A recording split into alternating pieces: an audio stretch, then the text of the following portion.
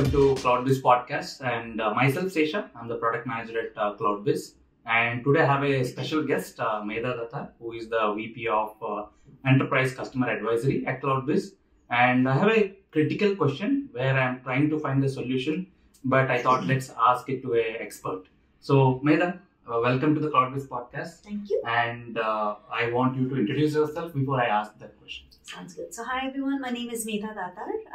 I am based in Toronto, Canada, and I've been with the company for about 3 years now. Prior to that, I've been in clinical research industry for approximately 24 years. Done several things from patient recruitment to project management to study conduct, and in the last 6 years, I've made the switch to e-clinical side of things rather than the clinical conduct. So, very happy to be here, Sesha. Thank you so much, Medha. Your industry experience is so vast. I'm sure that question will be answered appropriately. So, I'm talking to one of the customer, and they are using one of our module called eDOA. For the users, eDOA is Electronic Delegation of Authority, and basically the PI will be assigned to the site, and the PI will have the team. PI will delegate the task based on the protocol. So a PI is here, and he has created the task for his team, and he created the eDOA, and there is a multiple routing between the team members for signatures, so on and so forth.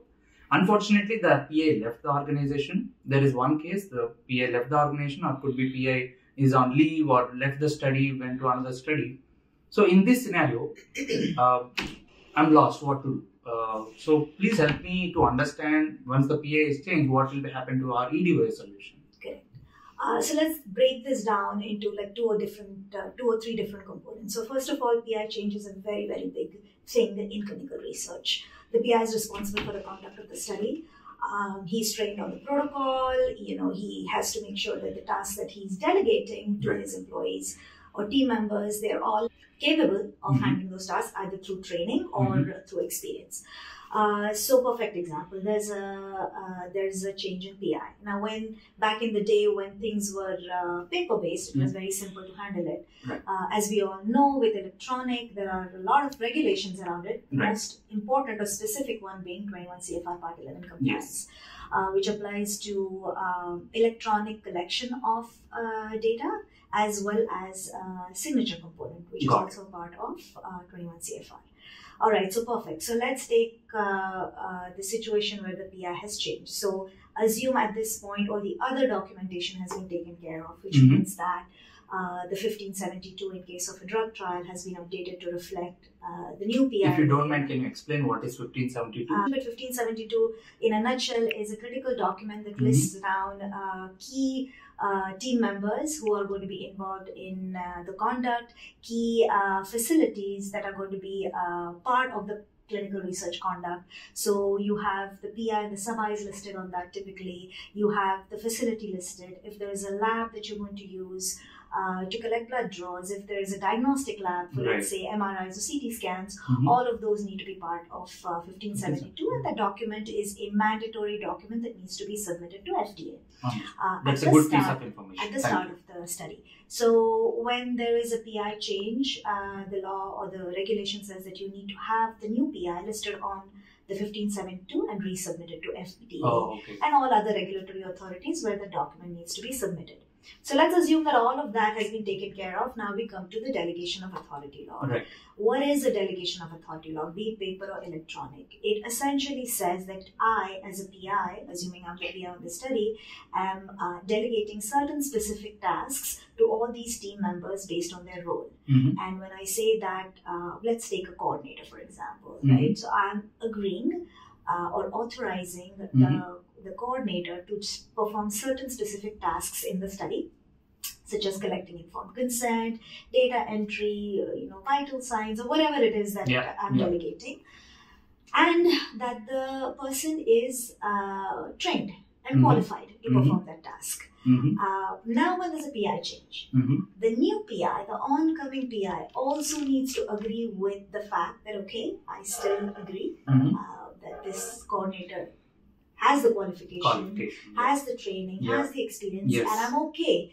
to let this person continue doing the task. Makes sense. So that is the most critical concept of a PI change in a delegation of authority log. The old PI has delegated the responsibilities. The oncoming PI needs to agree that I am agreeing with the delegation. Correct. In case he's not, then there are certain things that need to happen. Yeah. One quick question. Are there any files or a document where this agreement is happening? No, so it's not really so DOA log is the agreement. Okay. However, when the PI signs that DOA log and says, okay, Sesha, as a coordinator, right, I agree, I'm delegating this responsibility.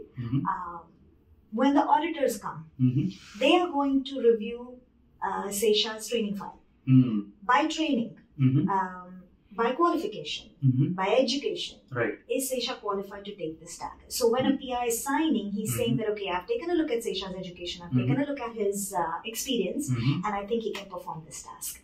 So that is the key element of a delegation of authority log. And when that transfer happens from an old PI to a new PI, that both the new PI, old PI is already in agreement, but the new PI has to agree. And the way to express that agreement is by signing the DOA log. Okay, so the first time at the beginning of the study, the old PI has created the delegation of authority log, and I'm just going to stick to our name. So I'm the PI. I will put my name in the DOA, electronic DOA log. I'm going to put my role. I'm going to put the responsibilities that I am delegating to myself. I'm going to put the start date as of when it's going to start. And I'm going to initial and date. The delegation authority of log would then go to Sesha, where I've already documented that, okay, Sesha is the coordinator. I'm delegating these tasks.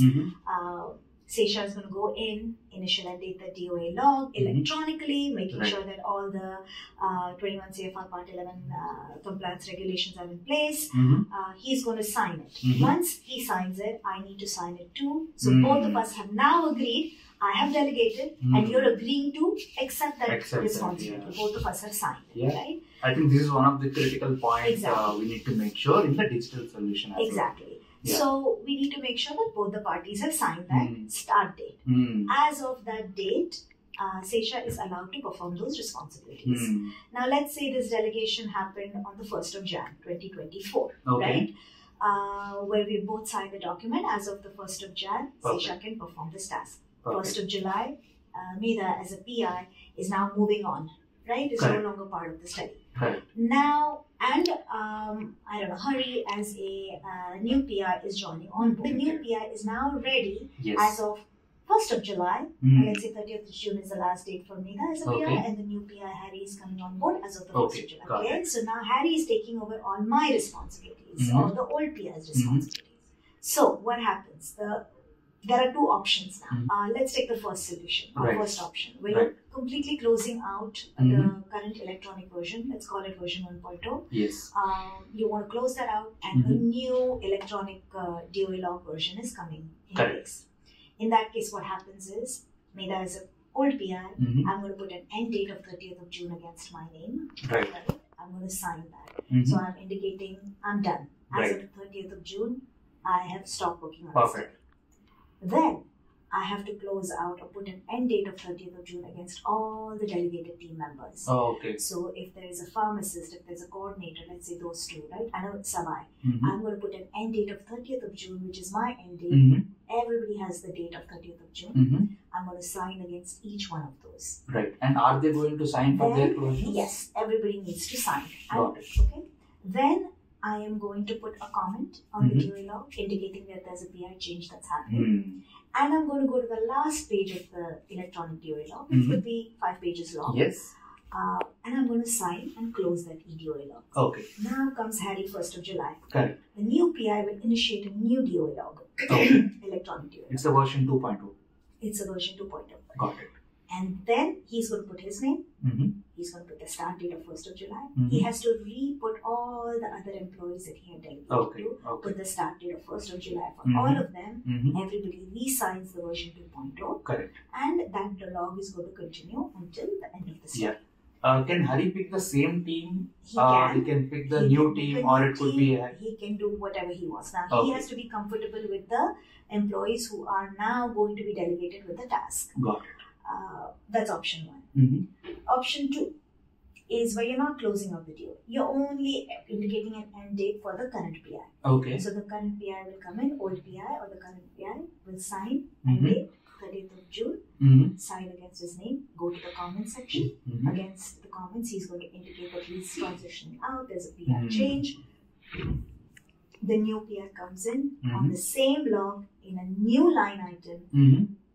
The new PI is going to put his name, put the start date of 1st of July, initial, date, and a comment saying, I approve of this delegated responsibilities and the staff and an agreement signed. So now everything is safe. And then when the study ends, he's going to sign on the last page and close it up. So in this case, staff need not to do anything. Exactly. The staff continues. So basically there are two options that the industry is kind of choosing. More and more people are choosing option 2 because there's less work and not one. But again, it's up to a sponsor or a client how they want to handle it. Awesome. Wow. What I understood from this is approach 2 is much beneficial in case the new PI is agreeing with the thought of, I'm okay with the same team, their own delegations, and it's very easier to maintain. And most important fact is the comments. You need to pass on the comment saying that I'm delegating it and new PI is taking it up, I'm taking it up with the same team, same delegations, and then move forward with that same DOA. Wow, that's a great solution, Medha. I'm looking for one and you gave 2, and you also gave one best recommended solution. Thank you so much, and looking forward to many more questions to be asked, and you will be giving us the best solutions. And thank you very much.